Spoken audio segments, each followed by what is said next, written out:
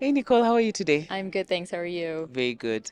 So, just to take a bit of your time to explain to us about the Being Initiative and what programs are in place to secure the mental health for young mothers. Yeah, no, thank you for the question. So the Being Initiative is a new initiative that we've started in the last year.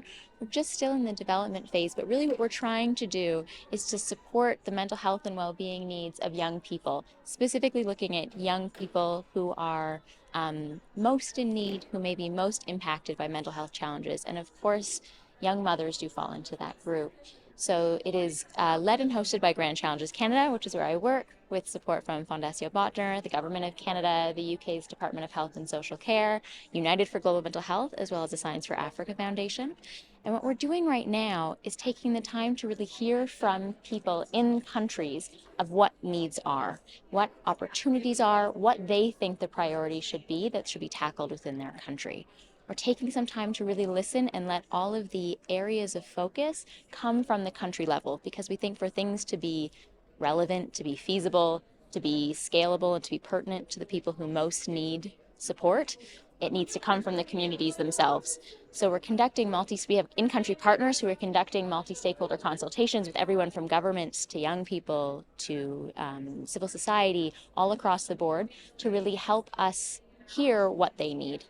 And then what we'll be doing is we'll be putting forth, there'll be opportunities for innovation, for research, for broader coalitions and work within ecosystems to really be able to advance and support these different priority needs for young people, specifically really trying to look at prevention and promotion, moving away from a reactive space and trying to be much more proactive about how we can support young people and young mothers' well-being. Absolutely. I love it, Nicole. And so, the other question that ties closely to this is that mental health issues have Yeah, often been stigmatized. absolutely. And you want to hear from young mothers, and of course, other constituencies that are affected by mental health issues.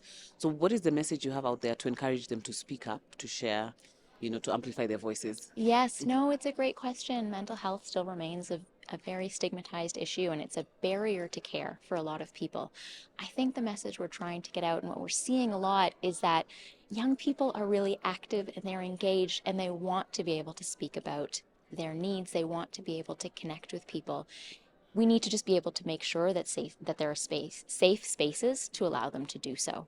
And so there's a range of different ways that we're trying to connect with people, whether it be through anonymous surveys, whether it be through in-person consultations, whether it be through different protected spaces where young people can feel safe to share their experiences. Okay. So we're really trying to look at it from a lot of different ways. And part of what's informing us is we already do work with a lot of young people. We have a youth advisory group. We have a people with lived experience of mental health challenges advisory groups that are really helping us to consider the best way to go about these different types of approaches, given those challenges like the one you mentioned of stigma. Amazing. We wish you the best of luck and we're in solidarity. Oh, Thank you thank so you so much, Nicole. much.